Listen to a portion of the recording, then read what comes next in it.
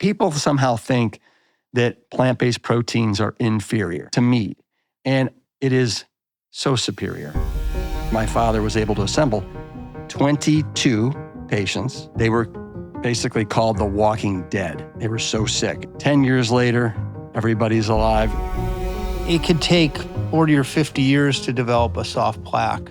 Can you reverse that? Can you erase it somehow? Could olive oil actually be bad for us? And could the humble potato be one of the healthiest foods in the world? Well, my next guest, Rip Esselstyn and his family, comes from a legendary family who showed us how to not only prevent but reverse heart disease. He was an all-American swimmer. He went to the Olympics. And at age 55, he set yet another world record. He is a paragon of what you can achieve on a plant-based diet. It's going to shock you, and I actually believe help you live to 100. PlantStrong, Rip Esselstyn. You know, I actually want to start with your origins, and specifically your dad. Yeah. And your dad, famously, Caldwell Esselstyn, was a Yale-trained doctor. He worked at the Cleveland Clinic, oversaw the doctor, and famously wrote this book about reversing and preventing heart disease, and a hugely influential book. And last week, in fact, I was invited to speak at the Harvard Club. And the booker there, the guy who runs it, told me that your father had spoken there before, and Harvard called your dad. Yeah, who was a Yale man, and Dad never returned the call. 10 days later, though, your dad calls the Harvard guy back and says, "I don't know who you are, but what do you want?" And the Harvard guy says, "I want you to come speak for the Harvard Club." And your dad said, "Any opportunity I have to tell Harvard people what to do, I'm in." Amazing man, and really has been one of the, I would say, 2 or 3 pillars that have given us the manifestly healthiest diets in the world, or at least a permutation of it. He's proven that you can reverse heart disease. He's proven that you can prevent heart disease with a certain diet. And you've carried that forward and have evolved it in your writings, PlantStrong, in your products, in your life. Yeah. And most interestingly, in your family. And the Dan Buettner Podcast, we try to give people actionable advice for living longer. And the reason I invited you, and by the way, thank you, is because I think you not only supremely represent what a plant-based, plant-strong diet can do for people, but you're also very good at articulating how we can do it. Mm-hmm, mm-hmm. So I guess my first question is, what did your dad prove? Well, he proved that you can not only prevent, but you can also reverse heart disease. And so what happened is in 1984, he had this kind of wild hair that, you know what?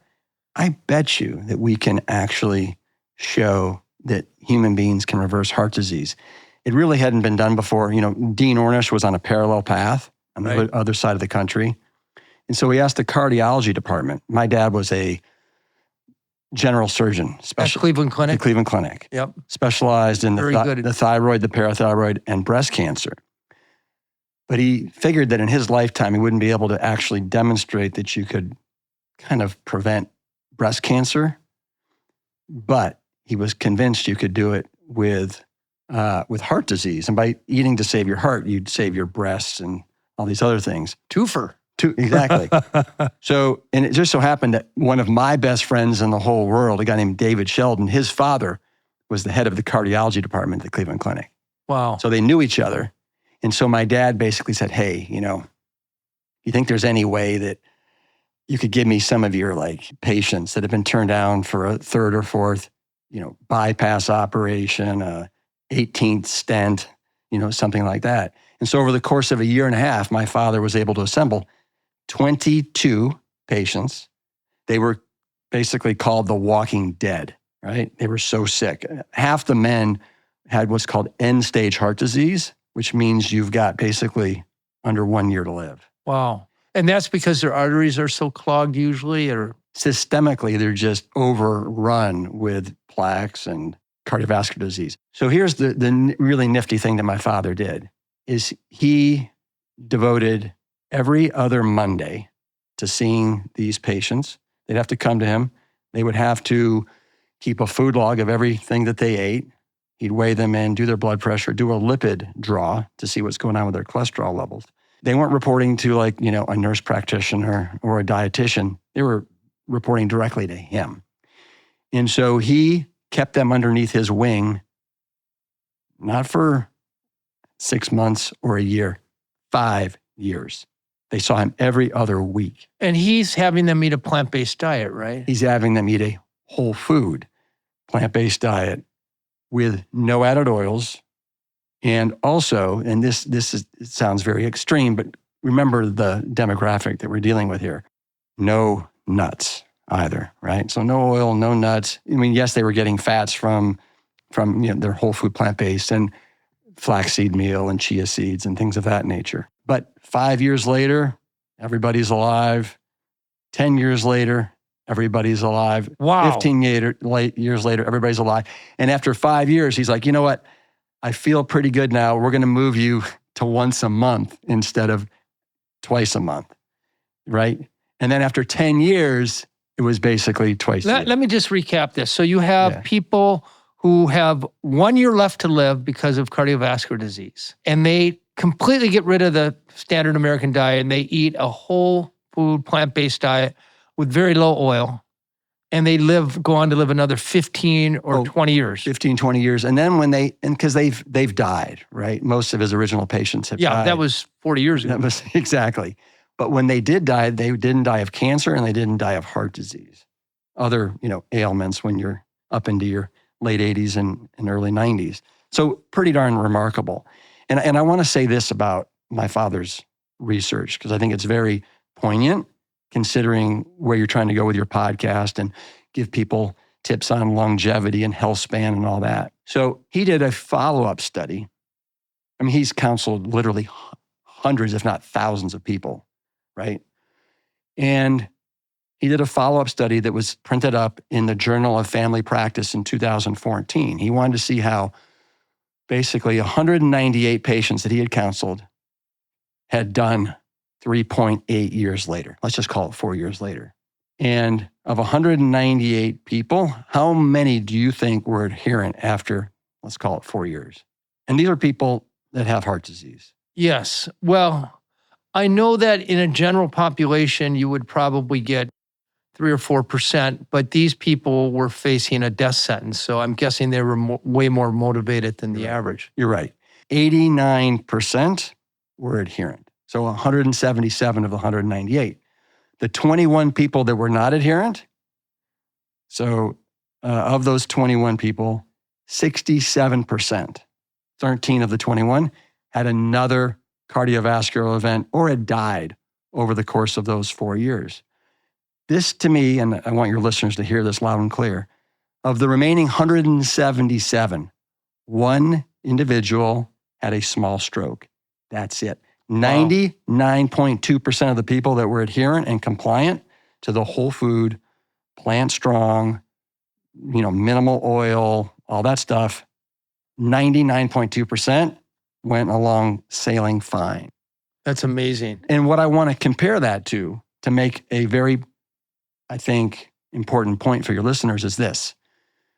Have you heard of the Predimed study? Yes. Okay. Predimed study, 7,500 people out of Spain, started in 2000. Mediterranean diet. Yep, basically Mediterranean diet. Started in 2003. They stopped it short at 4.8 years because the results were so compelling that there was no reason to continue on. So they took the 7,500 people. They broke them up into 3 different cohorts. One cohort was a Mediterranean diet with 50 grams of olive oil a day, 4 tablespoons. The next cohort was Mediterranean diet with 30 grams of nuts, 15 grams of walnuts, 7.5 of almonds, 7.5 of hazelnuts a day. And then the last group was the Mediterranean diet eating low fat.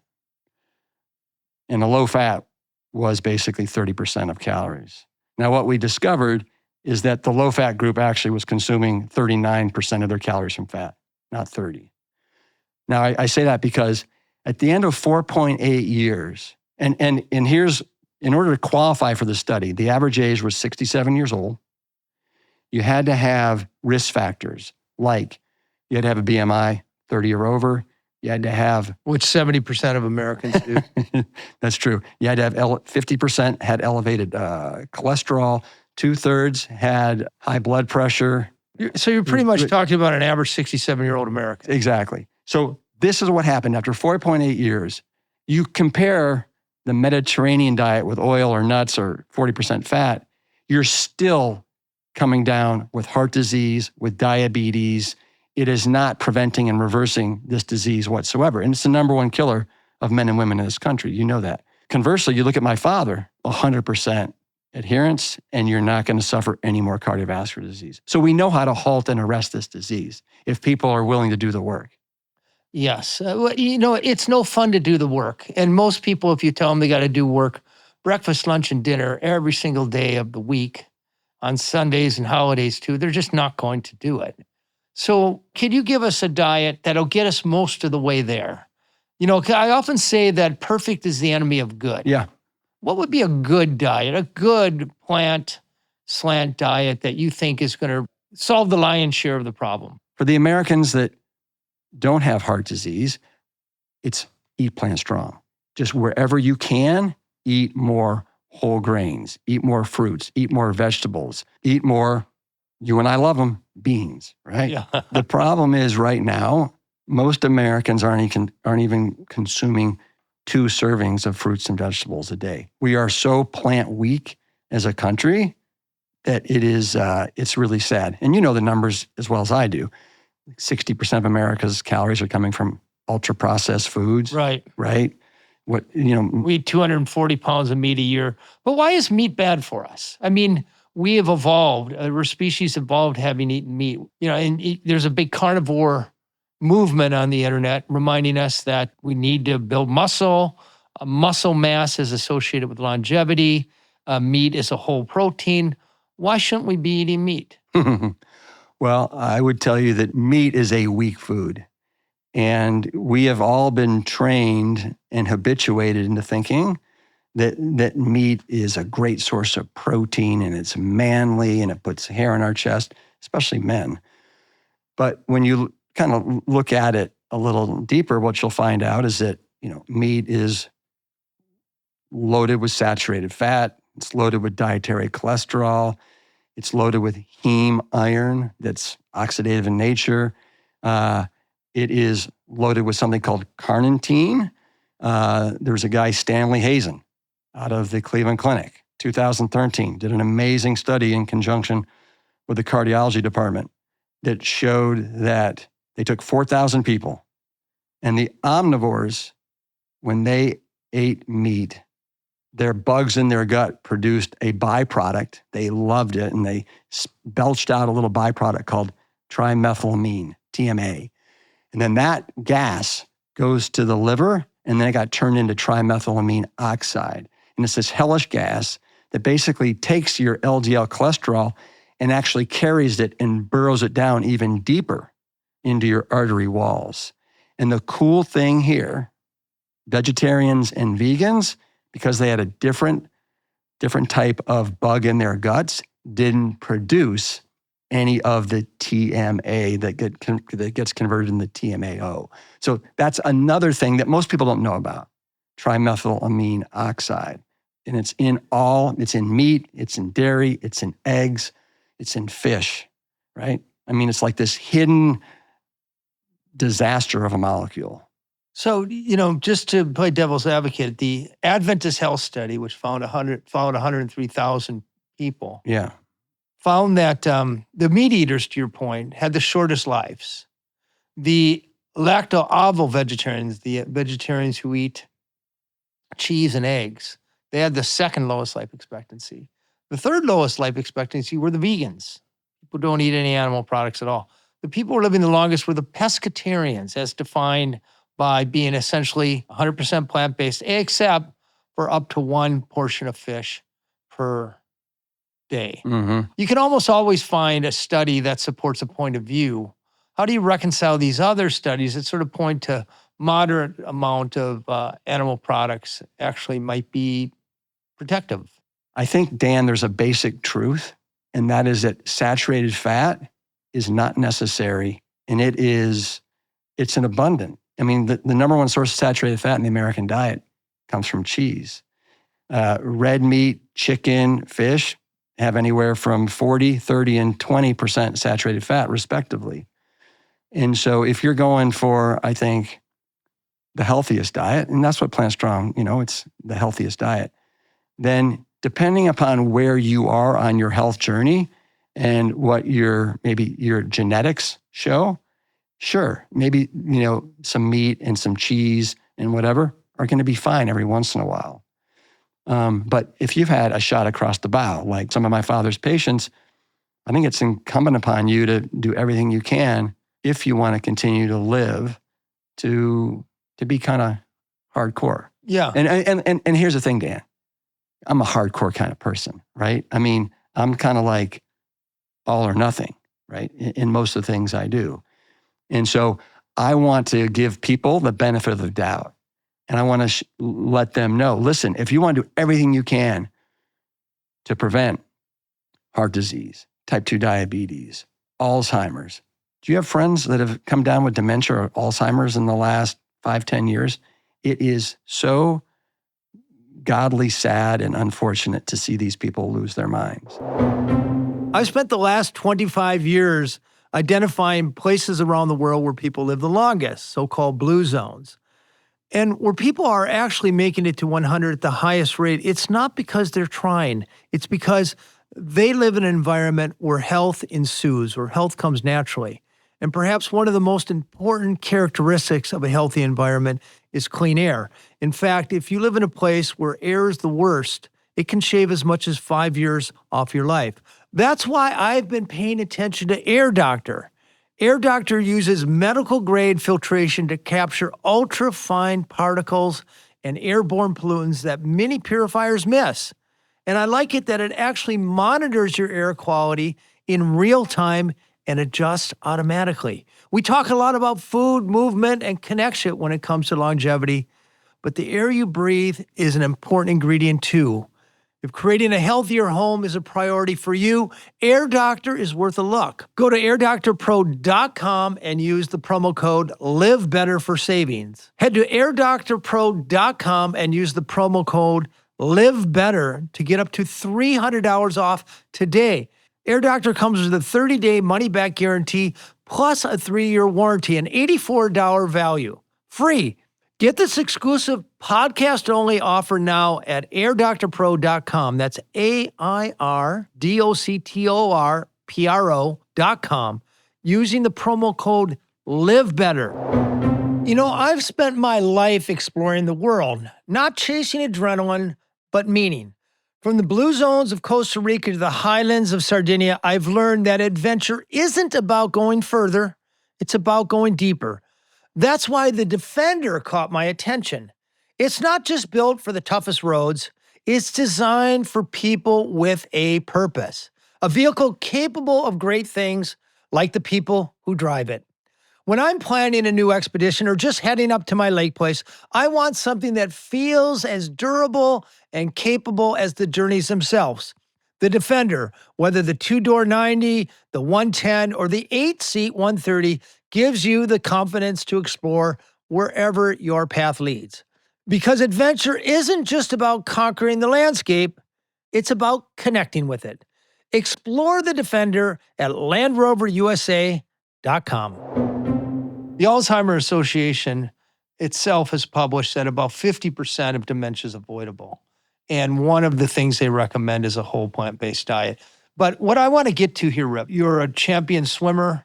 You've just recently set a world record in the backstroke.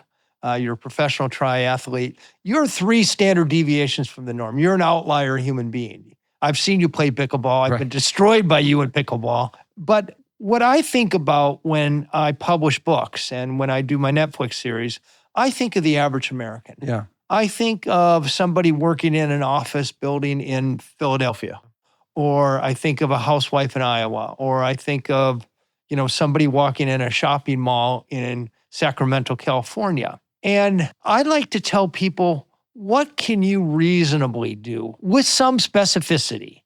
Because to tell people, go out and eat plant-based, Yeah. and then you unleash them in our food environment. 95% of the options are going to be, at least with ultra-processed food and animal products. Yeah. What do you tell that person walking in a shopping mall in Sacramento? How do I get them from eating fast food, which is delicious and hyper-palatable, to eating something that might help them prevent cardiovascular disease or help them keep their brain sharp to the end? So, love the question.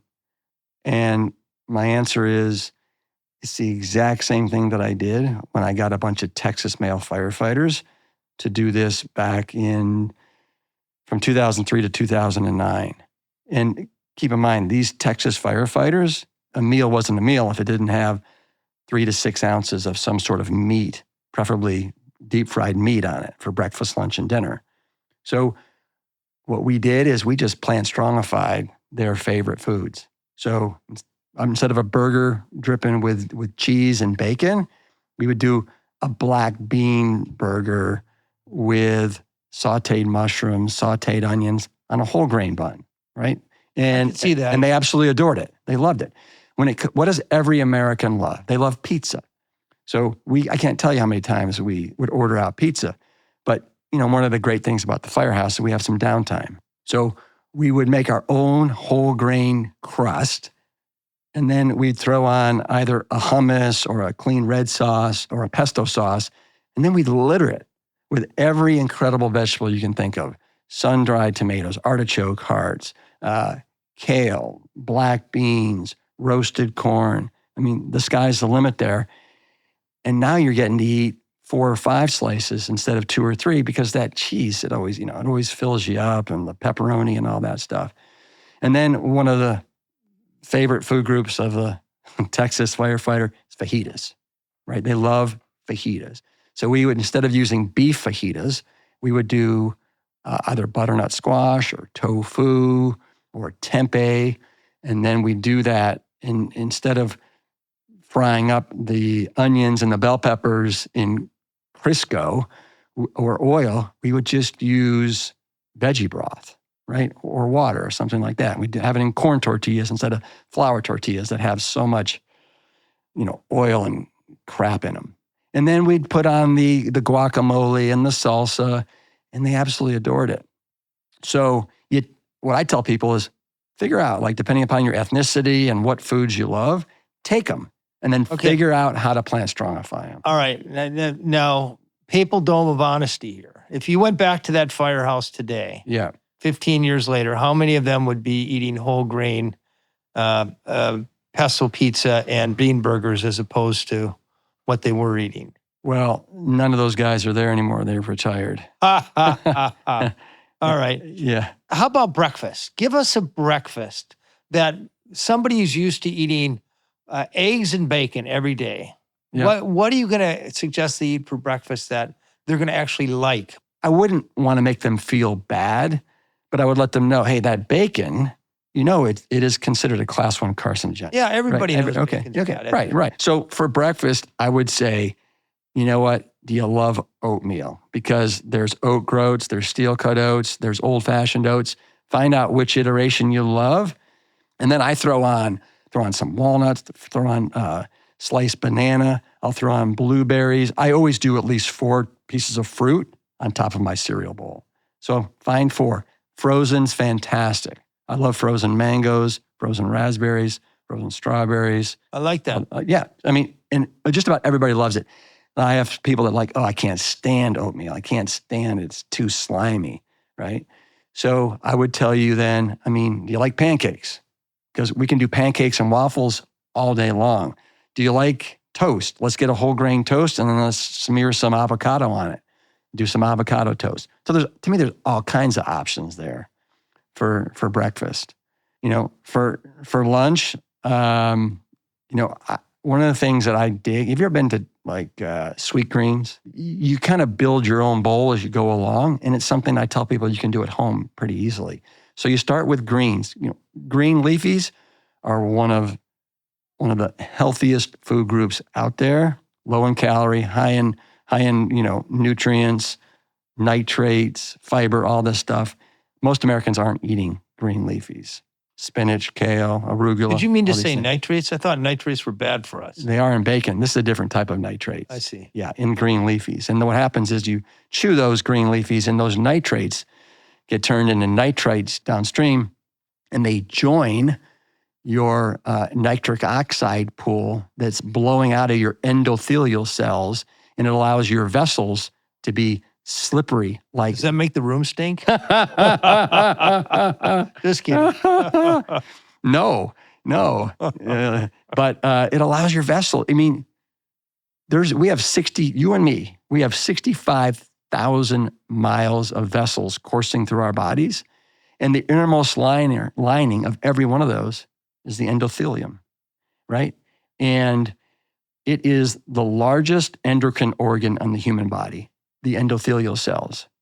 And so if you're eating green leafies, if you're eating beans, if you're eating whole grains, it allows basically those endothelial cells to pump out this nitric oxide that, again, it allows your vessels to be smooth like silk and not like sticky like Velcro. And it does an amazing job at preventing plaque. And so my dad's recommendation, and mine in my third book, The Engine 2 7-Day Rescue, is to consume 4 to 6 fist-size servings of green leafies a day. Doesn't matter how you cooked, raw, whatever, but 6. So that's just coursing through your body all day long. I just want to add, a statistic here that I think people will latch onto. So a 20-year-old person who eats the way you're recommending, mostly whole food, you don't even have to be 100%, 80% whole plant-based food, is expected to live about 11 years longer than somebody who eats a standard American diet, which is laden with meat, cheese, eggs, and it'll be somewhere about 60% ultra-processed food. So the value proposition is enormous, and it really doesn't kick in until you're about 50 or 60. The thing is, when you're in your 30s or 40s, you can kind of eat this garbage food with impunity. Then all of a sudden, your 50s come along and you get a soft plaque, which, by the way, we're now finding is more dangerous than the calcified plaque. Right. That ruptured. That's how 90% of heart attacks happen. Yeah, it's a soft plaque rupture. Juvenile plaques. Constricts your arteries and cuts off blood to your heart. Yep. And they call it a widowmaker. Yeah. And the thing is, you could be eating burgers and feeling great and eating French fries, and all of a sudden, one day you're 55 years old, and bam, your life is over. 2 comments based upon what you just said there. First, have you ever heard of the PDAE study? It's pathobiological determinants of atherosclerosis in the young. And they took kids. Say that in a simple way. Pretend you're telling a 6th grader. Yeah. Basically, is there heart disease in young children? Okay. This is proven at autopsy. Unfortunate children that have died in accidents, typically car accidents and whatnot. And they've shown that the fatty lesions, the streaks, start as early as age 5 in kids, and that 50% of adolescents between the ages of 11 and 18 have fatty lesions. And I think what you're saying is fat in the arteries, right? That becomes soft plaque. Yes, exactly. And then you said, I think you started this by saying 20-year-olds, if they're eating 80% this way, it has a major impact down the road, right? But I also want to say it's never too late. So it's never too early to start eating this way, but it's also never too late to start eating this way. And proof of concept, I was just talking to my father. There's a guy named Stanley that he's been counseling since Stanley was 87 years old. He came to him saying, these doctors want to do a bypass surgery on me. I really don't want to do it. My father was like, well, here's an alternative. Try this. Stanley called him yesterday to let my parents know what he was having for his 103rd birthday. No, that's the menu. So here's a guy that had heart disease, 87, and now is around almost 15 years later in his early hundreds, doing great. But it takes, as you point out, it could take 40 or 50 years to develop a soft plaque. Can you reverse that? Can you erase it somehow? So that is one of the best questions you've asked. Thank you. It takes me a while. I'm slow. No. One of the things my father has shown is that you can actually become heart attack proof in as early as 3 weeks. 3 weeks. So he's taken patients and they do something called a PET rubidium scan that shows how much oxygenation is going on into your heart based upon these dyes they put in and the color that it turns. You can tell where there's no blood flow going to the heart and where there's lots of blood flow. And it's amazing in 2 weeks, and it's in his book. You can see actually photos of it, right. what happens in just 2 to 3 weeks. But what also happens is that those juvenile plaques that you and I were just talking about, let's just call them these little pimples, right? What happens is in 2 to 3 weeks, the cover of them starts to thicken up, they start to get smaller, and now they're not vulnerable to that rupture that happens unwittingly, and now you have a blood clot. I'm just going to sum that up because I think it's an important point that you can have soft plaques, which could literally kill you. And in 2 to 3 weeks of moving from your burgers, fried chicken, and pizzas to a whole plant-based diet, that you can actually start to shrink these soft plaques and make them less vulnerable to a rupture. Shrink and firm up. Yes. Yes. Absolutely. And that'll happen to your belly as well, too, right? Well, yes. All right, let's talk about muscle.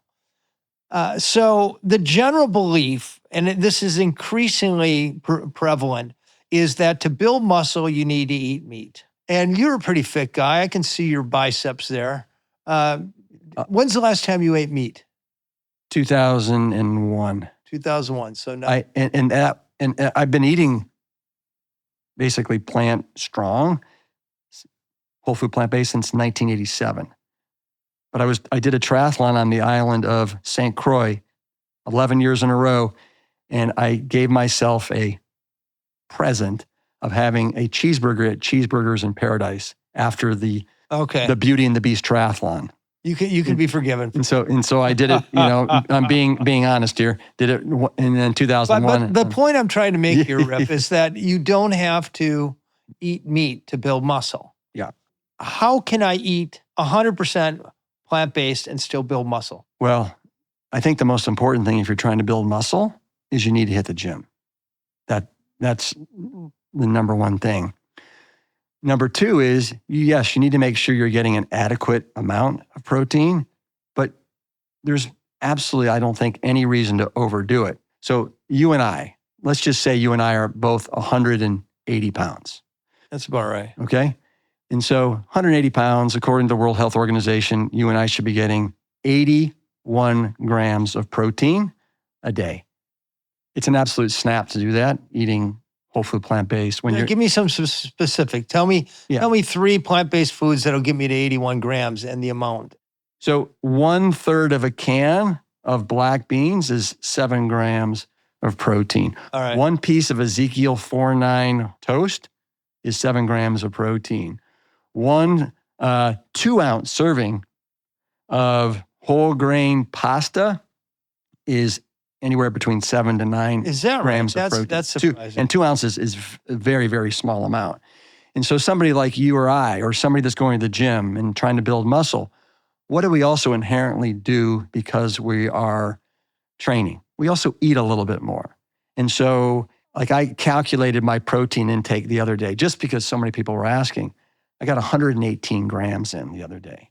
Just in my breakfast bowl alone, with my Rip's Big Bowl cereal, with the pieces of fruit, with the walnuts, with the milk, was 35 grams of protein. That's just my. So you got over almost half of it just in breakfast. Yeah. I heard too, by the way, that pumpkin seeds has more protein per gram than beef. Pumpkin seeds. Well, and broccoli has more protein than beef, calorie for calorie. I mean, again, you have to eat a lot. Absolutely. But here's where I want to go with you, is that people somehow think that plant-based proteins are inferior. Yeah, you hear that all the time. It's not a whole protein. To meat. And I will tell you this, it is so superior. Think of meat and the amino acid profile of meat as being clunky. Think of it as being like a combustible engine. What would you We rather? should probably make clear that amino acids you're using kind of interchangeable with protein. Yeah. So there's basically 20 amino acids in totality. Of those, there's 9 essential amino acids that our bodies can't manufacture or synthesize on our own. So we have to get them from food. Yeah. And you and I talked about this. So when you get all the amino acids, you get a whole protein, right? Here's the thing. People think that meat is superior because it has all the essential amino acids in it. And it does. But it also is clunky because, like, for example, it's too heavy in methionine. Methionine is one of the 9. And I'll name them for you if you want really quickly. No. Okay. No, don't do that, Rip. Make it simpler for us. Okay, but yes, thank you. Think of animal protein as being, I'm going to say, clunky and just kind of stupid. And think of plant-based proteins as being sophisticated and absolutely brilliant. And they're like the Goldilocks when it comes to all those things. And there's a reason why some of them are a little bit lower than animal proteins. And you get a lot of people saying, oh, but the bioavailability in this is so much superior to plants. And it's like, well, maybe there's a reason for that. For example, what's one of the things that happens when you eat animal protein? Well, it triggers the production of IGF-1, insulin-like growth factor, that produces tumors and cancers, whereas it doesn't happen when you're doing these plant-based proteins. So it's a more ingenious, well-balanced protein. Yeah. And you know what? How many Americans are trying to look like Arnold Schwarzenegger? I mean, I haven't lifted a weight in a long, long time. I do pull-ups, I do push-ups, but I do plan on getting back to the weight room because it's about time now that I'm 62. But I haven't hit the weight room since I was really in college. Yeah, and I'm looking at you're very fit. People who can't see Rip, he's ripped. If you look on the CDC website, it will tell you that the average American gets about twice as much protein as they need. So we're obsessed, and it's a great marketing ploy to get us to buy meat, cheese, and eggs, but also these products with added protein in them, and we just don't need it. And we're bamboozled into thinking that if we eat more protein, we're going to build more muscle. And to your point, going to the gym is going to build the muscle. And as long as you're getting enough protein, which is about half of what you think, you're going to build the muscle. And it's much smarter to get it from plant-based sources because it's cleaner. Yes. You'll get a better balance of these amino acids that make up a protein rather than this big, clunky, as you call it, chunk of dead animal that often gives you amino acids in the wrong proportion. And you summed it up perfectly. Thank you very much. I'd be on your podcast. And then let me ask you, so how many people in the blue zones are worried about the number of grams of protein they're getting in Okinawa or Loma Linda or wherever? I mean, so I'm glad you asked. People in the blue zones do absolutely nothing in the way of controlling their diet. They eat what's around them.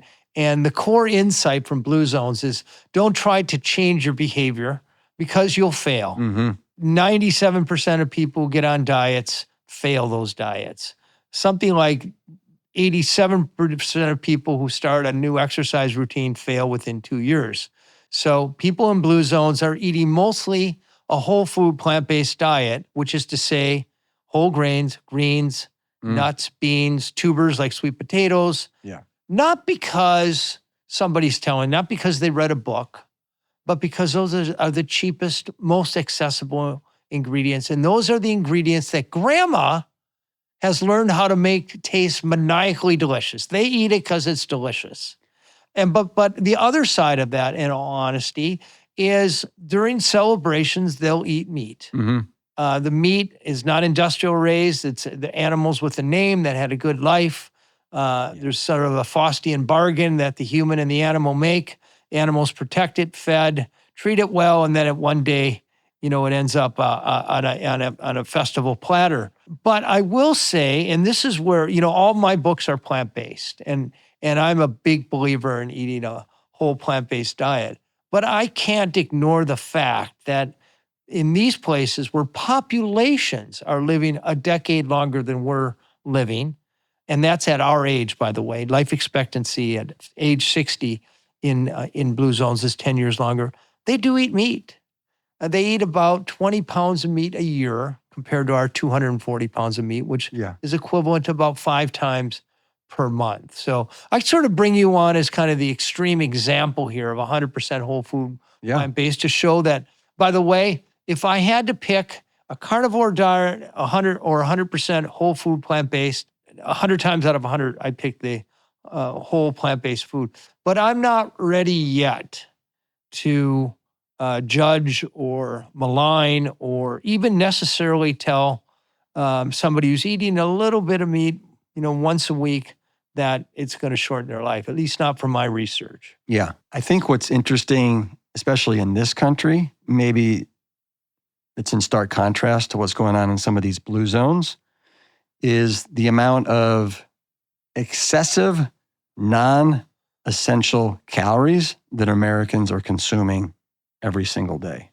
And I think that the classic example of this, and this is where you and I may arm wrestle a little bit, is with oils. I mean, they are, the most calorie-dense food on the planet at 4,000 calories a pound, 120 calories a tablespoon. And the last thing that Americans need to be doing, to me, is having 4 or 5 tablespoons of oil a day, which is the equivalent of close to 1/4 of their daily RDA of calories. And I think that if you can build up a fence, somewhat of a smart fence around these oils, because they're ubiquitous in every one of these products, Dan, right? Boxed foods, canned foods, people are being unnecessarily hoodwinked eating these products that are just sending their calorie intake through the roof. Here's where I'll agree with you 100%. These Instagram influencers who are telling us to drink shot glasses of olive oil for their health, 100% wrong. Yeah. I was part of a study done on Icaria, one of our blue zones, that found for older people, 65 and older, that increased olive oil consumption was associated with higher life expectancy. But that was only up to about 4 tablespoons a day. Mm-hmm. And the truth of the matter is you should be starting with 0 oil. And then if you're going to add oil, add the olive oil, not the other crappier oil. And what I will say, because there's been a lot of people promoting olive oil for a long time now, is that compared to ghee or compared to lard or butter, olive oil is definitely a smarter choice. But I think that the smartest choice is to figure out a way to not, dip your bread in olive oil or, use a dressing that doesn't have the olive oil. There's smarter ways of making smart alternatives where you're not getting that calorie bolus. But the thing is that people run out of discipline. They run out of shit to remember for my diet. And, on the list of foods to avoid, I would put olive oil in the middle. I think we could all agree that bacon is one of the worst foods. Or sugar. Cheese. Cheese, perhaps. Well, it depends the cheese. I'm not... In blue zones, they're eating a type of sheep cheese made from grass-fed animals, and they're eating a very little. And I have to say, it's actually there's no correlation between increased cheese consumption and lower mortality. But the crappy mozzarella we put on pizza, no question. People in blue zones are consuming olive oil, so I'm not a fan of making olive oil a villain. There's so much better villains out there when it comes to food. Almost every processed food, almost every food, I think, if I see a packaged food that has a health claim on it, I can be pretty sure it's the opposite, not good for me. Mm-hmm. The villain with olive oil is that everybody has been hoodwinked into thinking that it's this Mediterranean superfood. And, the reality is, getting back to the Mediterranean, there is not a Mediterranean diet. There is a Mediterranean diet. There's 22 countries that border the Mediterranean Sea, and each one of them has a little bit different diet.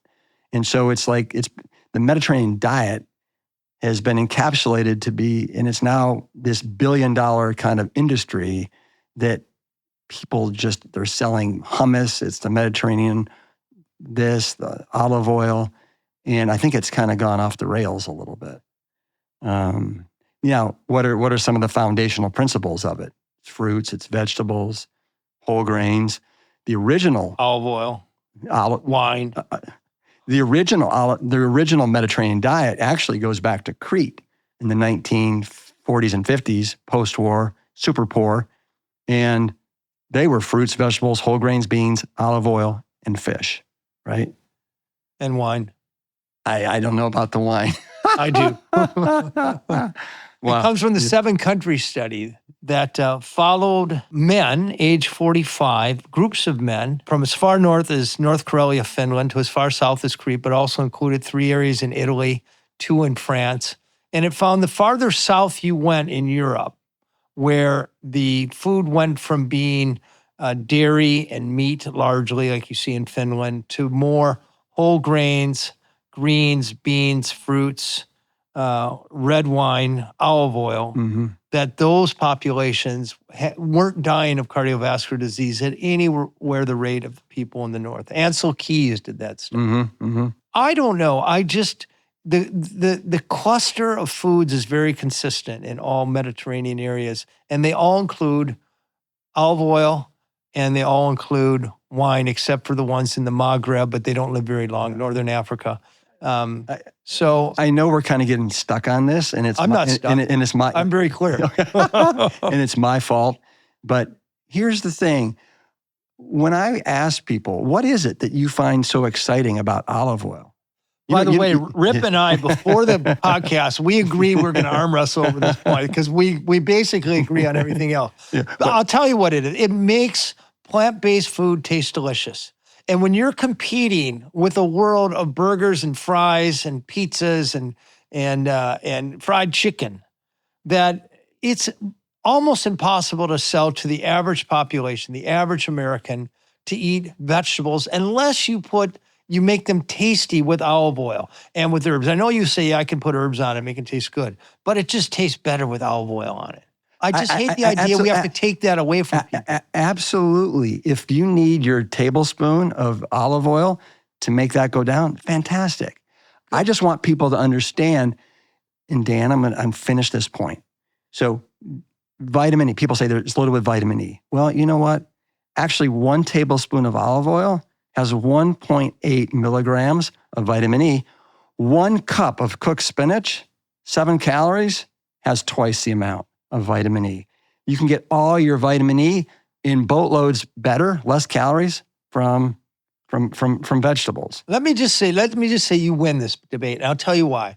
Your father did very rigorous studies on people who were going to die of cardiovascular disease, pulled the oil out, and they didn't die. So it deserves consideration. So I'm not going to sit here and continue to say eat olive oil. Yeah. So that's fine. That's fine. I want to move. This is more for your listeners, and I want them to understand that. And polyphenols. People say that olive oil is loaded with polyphenols and antioxidants. You look at the antioxidant book of Rip, you won. No, you won the argument. My last. Can I finish this at one point? You look at the book of antioxidant values of 3,000 different foods, and what you'll see is that olive oil is 0.23, and butter is at 0.44, and a Snickers bar is 1.2. So olive oil, it's not loaded with antioxidants, it's not loaded with vitamin E, and it's not loaded with polyphenols, and you need to drink 2,000 calories to get your daily supply of omega-3 fatty acids. Olive oil is not a health food. It's not a health food. Now, if you need it to make something taste good, absolutely, right? I get it. In the Blue Zones, movement is natural and learning is lifelong. I've found that listening on Audible is one of the easiest ways to build simple habits that support long-term well-being without having to sit still. It's time to take care of you, and you can do that with the top voices in well-being on Audible. You can level up your career, your sleep, your mindset, your longevity. You can even listen to my titles like my book, The Blue Zones of Happiness, while you're out for a walk. It's about making these big ideas fit into real life. From the actionable steps in Born to Walk by Mark Sisson to the poetry and reflections in I Am Maria from Maria Shriver, there is something for everyone. Kickstart your well-being journey with your first audiobook free when you sign up for a free 30-day trial at audible.com/livebetter. Membership is $14.95 a month after 30 days. Cancel anytime, because staying curious might just be one of the best longevity practices we have. Let's move on to potatoes. And because potatoes, I think a lot of people think are just big sacks of simple carbohydrates and carb bombs. But you have a rather different attitude. I adore potatoes. I have potatoes every day. And potatoes they're a fantastic source of protein. Your average potato is 10% protein, which is perfect, right? Your average potato is a wonderful source of resistant starch, fiber. If you look at it, most potatoes, your typical serving of potatoes has as much fiber as a bowl of oatmeal, has as much vitamin C as a orange, and as much potassium as a banana. Do you have to have the skin on it? It depends on the potato. No, but I'm just asking if you're comparing it with all the vitamin C. And in other words, could I have mashed potatoes and get all these nutrients? Absolutely. The one skin that I do not eat are from sweet potatoes. I take those off. Why is that? To me, it's a little too thick. Okay. Yeah. But if it's a russet or a golden or a new potato, So I think a lot of people think if I eat potatoes, it's going to send my blood sugar skyrocketing. Mm-hmm. And you're telling me it doesn't? No, I mean, what may hurt it, or I should say it's unhealthy, is what you put on your potato. That's what basically is killing people. It's the sour cream, it's the bacon bits, it's the cheese. You should see these firefighters. It's the cheese whiz that they would put on it. It's the half a stick of butter. I'm not exaggerating. Half a stick of butter. And then tell us a way to eat a potato that's not only delivers these health benefits and these nutrients, but also is delicious. So last night I had smashed potatoes. So I took these little new potatoes, boiled them in water, and then smashed them into my cast iron skillet, and then seasoned it with garlic powder, onion powder, red chili flakes. What kind of oil did you use? Didn't. Almost caught it there. Extra virgin olive oil, Dan. I didn't. Attaboy. I didn't touch the oil. I didn't need to. And then I had that. So you just a hot pan, and you just smash them in a hot pan. Smash them, and then they were just delicious. And then I put that on top of brown rice with broccoli, with tofu. I mean, and I was in hog heaven.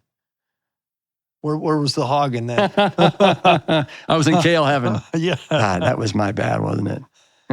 Yeah. I don't, I'm plant-based, but that didn't get me there. I have to say that it mostly gets me there. Well, if you were there and you would have tasted it, I know you'd be like, "Oh, Rip, this is dynamite. You're probably right. I could do this every night." And I put a little sriracha on at the very, very end. Oh yeah, there you go. Yeah, give it a little taste. Yeah, give it a little kick. Are your children 100% whole plant-based? Or did they grow up being that way? Yeah. Yes, they have not had any meat or fish. When they were younger, in their life. in their life. When they were younger, they would go to birthday parties and they would have ice cream. They would have cake. Heaven forbid. Did you punish them when they got home? No, it was all good. It was all good. See, this is an important point because I know a lot of mothers, including mothers in my family, think that if you don't give your children meat and fish and cheese, that they're not going to develop right. Is there any truth to that? I don't think there's any truth to that. I think that you're not going to develop right if you are feeding your kids consistently the meat and the dairy and the fish and all things. Your children, how are they? So my kids are supremely fit, normal, athletic. My son is 18, left for college this year, and he's swimming at a Division II school called Drury. He was also offered a pickleball scholarship, Dan, believe it or not. That kid's going to succeed. Yeah. But I just I want you to talk more directly right now to mothers listening to us who think that they need to give their children meat to develop for their protein, to develop their muscles, that think that they need to give their children dairy to build strong bones and teeth. Tell them the truth in very simple terms. There's nothing that you can't get from plants that you can get from meat and dairy in a smarter, better way that is not going to give you the foundation for insulin resistance, for heart disease, for dementia, all those things. Because what are you ingesting? What are you feeding your body when you're eating fruits and vegetables and whole grains and beans? You are eating an amazing variety of antioxidants and phytochemicals, vitamins and minerals. Dan, I think this is an important point, Dan. So most people have no idea how many vitamins there are we need to get as human beings. There's 13. There's 13. Of those 13, 11 originate from plants, okay? The only two that don't are vitamin D, which is the sunshine vitamin, and B12, which comes from microorganisms in the soil. All the remainders, they originate and they come from plants. That's a good point. Minerals, Dan. There's 17 major and minor minerals that we need to get from our food. And where do you think minerals are found? In the ground. In the soil. And where do plants romp and play? In the ground. So I will say to the mothers out there, the best source of retainable and absorbable calcium, magnesium, even iron, right? Protein. But everything comes from plants. It doesn't come from animals. And then what is just inherently missing from all animal products? Fiber. And we now know how amazing fiber is, right? For our microbiome, to keep us, regular, to satiate us, all these things. Fiber is like the miracle nutrient, and it's only found in plants. Yeah, and something like 90% of Americans are fiber deficient, and if you don't get fiber, you're more likely to have inflammation. Your immune system doesn't work as well. You're not making the precursors. That's right. Or the feel-good hormones like oxytocin and serotonin, and we only get fiber from where? From plants. That's right. From plants. I want to move on to milk. We've grown up being sold this idea that the best source of vitamin D and calcium comes from dairy, comes from cow's milk. Is that true? No. The best source of calcium and the smartest and safest is going to come from your tofu, your green leafies, your whole grains. They have all the calcium you need and then some, without exposing yourself to the saturated fat and the cholesterol that you're going to get from milk. How about vitamin D? Well, vitamin D, I would say the best source of vitamin D is just to get a little bit of sunshine. Yeah, but right? but you're talking to a Minnesotan here. We don't take off our parkas from October until March. So you need to actually get that checked and find out before you start supplementing with D, or you're drinking down gallons of any kind of milk. And a lot of these plant-based milks are fortified to the exact same amount as cow's milk, if that's an issue. Okay, so I know you have your own line of PlantStrong milk, and I actually looked at the ingredients before you came on here. Oh God, Dan. No, they're shockingly good. Yeah. It seemed almost all real food, they're lightly processed, but so I think nut milks and oat milks are often maligned because they're processed, and B, to keep them from separating. The emulsifiers often are bad for our endocrine system, where hormones work and so forth. Yeah. But have you gotten around this with your, talk about your PlantStrong milk. So we intentionally have avoided all gums, emulsifiers, stabilizers, anything of that nature. Basically, we have an oat milk and an almond milk. just have water and almonds and water and oats, and then we have fortification. So to your point earlier, we're fortified with B12, calcium, and vitamin D at what we think are really nice amounts. And we use a patented process called hydro-release. So we actually use the whole oat or the whole almond, and which is very, very, very, very unique. So that's beautiful. And then we have 2 blends. We have an oat walnut blend, and we also have an oat almond blend. And then those are lightly sweetened with whole pulverized dates, as opposed to any refined. And we are, to the best of my knowledge, the only commercialized plant-based milks that actually are using whole pulverized dates. People at home can do it easily, right? You throw in your date. Yeah, but when you have to get it through the filtration system at a plant, when you're making 200,000 of these, it's a completely different ballgame.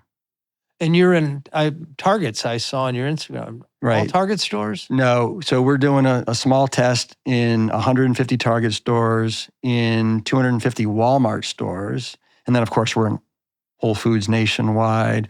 We're in about 4,500 different doors, grocery retail doors, with the product. And then another great way of people getting it, Amazon's a great way. And then, of course, we have our direct-to-consumer at PlantStrong.com where people can order and it's dropped right to your front door. And is there, papal dome of honesty, any drawback to drinking your nut milks and your oat milk?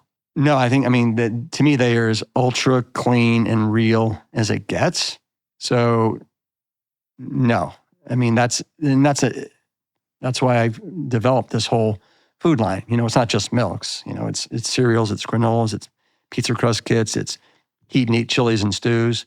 And I take great pride in trying to produce a platform of PlantStrong products against all the different day parts that will allow people to eat this way in a way that is convenient and easy, and to your point, super tasty. Yes, deliciousness is the most important ingredient in any longevity diet. In many ways, you're my hero. I was a swimmer in high school and college. Never lettered. You were all-state in 3 different sports, and you have a world record, a recent world record in swimming. You were a champion pickleball player, super competitive. Does all this competitive nature all come from a good place? Or is there something in you that you're actually trying to work out? Is there somebody who is dissatisfied with you, or do you have a demon telling you to continue to push? Indeed, is it indeed this great thing that, people look from you from the outside in and they say this incredibly healthy, accomplished guy. But what's the truth of it? I think there's definitely some demons in there. No doubt about it. And I think probably a lot of it stems to my father's success as an athlete. He was an Olympic gold medalist in 1956. I didn't know that. In crew for Yale University. They represented the United States in Melbourne in 1956. And so I guess I had that I was always aspiring to, right? Olympic gold medal. And so how do you ever reach that level? It's very, very difficult, right? Not even 0.0001% of people can go to the Olympics, let alone get a gold medal. And so I've always been super competitive. Is part of that living up to your father's expectations? I would imagine that there's got to be some of that. But I will say that as I'm getting older, I'm realizing that if I could let go of the need and the urge to, when I'm doing something competitive, typically sports, to always win, I could have so much more fun. And I think the other people would have more fun. Like, I was playing pickleball the other day. I asked my 11-year-old to play me against my brothers in pickleball. So it was me and my 11-year-old Hope against my brothers, one who's 11 months younger than me and another one. And we beat the dickens out of my brothers. Yeah, I don't like playing with you and they made me cry. And they had no fun. and somehow or another, I thought that they would enjoy it. me and my 11-year-old daughter, but she's a phenom too. I mean, she's phenomenal. So I'm starting at the age of 62 to understand that it's not necessarily a good thing, a healthy thing. Yes, there's some demons that I'm obviously chasing. And it's interesting. And I'll share this with you. When I was 22 and a half years old, after the Olympic trials, I went to the Olympic trials in swimming. I went to Alaska. And I hitchhiked around Alaska with my brother. And we met up with a guy, and he said, let's go to the top of this mountain and do shrooms. I'd never done marijuana. I'd done alcohol, but no, hallucinogenic drugs or anything like that. On the very top, I took a mushroom. I was like, oh, you know what? And it went in Rome. And I got the most overwhelming sensation that I never wanted to compete in anything really hardcore again. There was a certain something that spoke to me then. That you ignored. that I definitely ignored. It was 40 years ago. But I want you to know that is something that I am working on. And I look forward to exploring that deeply. What was your lowest point in these years of competitiveness? What can you think of one point where either you felt completely defeated or you felt like, oh God, I was too competitive there? The Olympic trials in 1984. I had such high expectations of going to the University of Texas. I went there specifically because the world record holder in the 100-meter backstroke, Rick Carey, was there, and because the American record holder in the 100-yard backstroke, Clay Britt, was there. And I was like, if you want to be the best, go train with the best. And so my sophomore year, 1984, I went to Olympic trials, and I didn't perform nearly as well as I had hoped to. And I was very disappointed in myself. I felt like I let a lot of people down. So I would say that's the number one time I was disappointed. And I think about it, Dan, and yeah, I was an All-American swimmer, made the Olympic trials, had all kinds of titles while I was at University of Texas. But because I didn't ever reach the height that I wanted to, what did I do? I went and I did triathlons for another basically 10 years exclusively, trying to be one of the best triathletes in the world. And then when I was a firefighter for another 10 years, I continued to compete at a world-class level, doing triathlons for about 5 years and then Xterra off-road triathlons. So it is deeply embedded in me, this need to try and show something to somebody or someone that, I'm the best. Right? And the problem, I'm not, right? Yeah. Yeah. And then along the way, you found out that people just love you for who you are. Exactly. I always find that the pursuit of the best always lies on an ever receding horizon. And even if you grab it for a second, you lose it because somebody replaces you or the bar gets moved, and it's very elusive. I've always strived for mediocrity, and I've been a fantastic success at that. Yeah. Well, it's interesting you say that about receding because I got the world record in the 200-meter backstroke for men in 2019. 3 months ago, a Russian broke it. There you go. He broke it, right? So, that lasted 6 years, and now it's basically receding faster and faster. Yeah. Stick with plant milk. Rip, thank you very much. So how can people follow you, Rip? They can go to Rip Esselstyn on Instagram. Go PlantStrong on Instagram is another channel that we have. And then we have PlantStrong.com is our website. And then we have another website called LivePlantStrong.com. So those are the four main areas. Okay. Yeah. And of course, in the grocery store.